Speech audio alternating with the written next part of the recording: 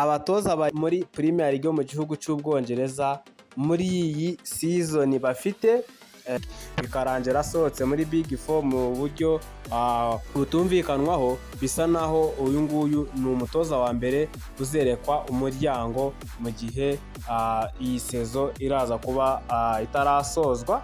Ushobora kuzagera mu kwa 12 yirukanwe, ariko uwo niwo mukandida wa mbere uzirukanwa kurusha abandi mu batoza bari kuri pressure muri iyi season. Reka twerekeze ku mutoza wa kabiri nawe uri kuri pressure yo kuba yagira gute yasohoka muri ekipe cyangwa se yo kuba yasezererwa mu ikipe bitunguranye cyangwa se akirukanwa. Umutoza wa kabiri ni uyu nguyu rero, uyu mutoza witwa Unai Emery. Unai Emery ni umutoza w'ikipe ya Aston Villa, yavuye mu ikipe yatoje ikipe ya Paris Saint-Germain, atoza ikipe ya Villarreal, atoza ama ekipe agiye atandukanye, atoza ikipe ya Arsenal, bakakanya rero atoza ikipe ya Aston Villa. Unai Emery rero nawe ari kubatoza turimo kujyana tugarukaho ashobora kwirukanwa iyi sezo itarangiye. Si uko nta bushobozi afite, ahubwo uburyo ikipe ya Aston Villa irimo kuba yatangira iyi mikino, uburyo Aston Villa imeze.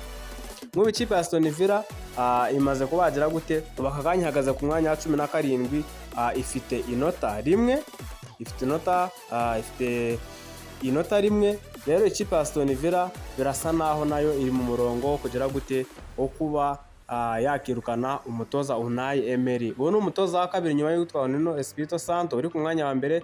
Noneho uri ku mwanya wa kabiri ushaka kwirukanwa ni umutoza witwa Unai Emery w'ikipe ya Aston Villa kubera imyitwarire mike y'umusaruro. Ubwo reka duteze turebe niba ariko bizagenda, ariko abo nibo batoza mbona bafite amahirwe yo kuba bagira gute bazasezererwa mbere y'uko iyi sezo igira gute irangira. Umutoza wa gatatu ni umutoza w'ikipe ya Manchester United yitwa Ruben Amorim.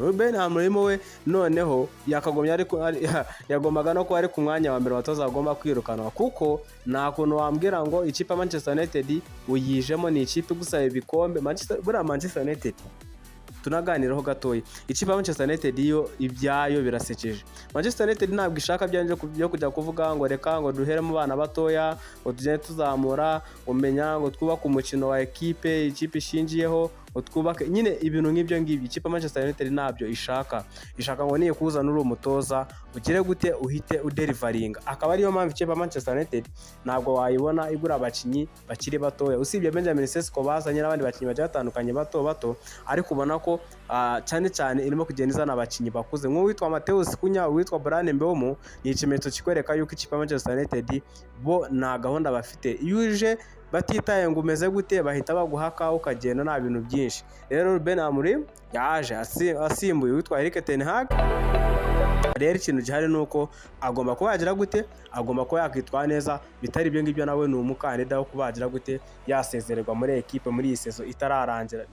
Nanakubwira yuko Ruben Amorim akomeje gutya ntago azageza mu kwezi kwa mbere akiri umutoza w'ikipe ya Manchester United, kuko urebye uburyo yagiye yirengagiza abakinyi ba Leandro Garnacho, ba Anthony Mateus dos Santos, ba Marcus Rashford, abasore bagiye batandukanye na ba Jadon Sancho. Ni benshi yagiye arekura avuga ati simbifuza, akazana abandi. Kandi nyamara ikipe ikomeye igomba kuba yazana abakinyi bashyashya beza, ariko ikanagumana na babandi yari isanzwe ifite nabo beza. Ikindi kintu Manchester United uyu mutoza azirukanirwa igikombe mu ikipe Manchester United cya FA Cup atsinze Man City, ariko iyo sezo ntabwo yigeze atoza imikino myinshi, bahise bamwirukana.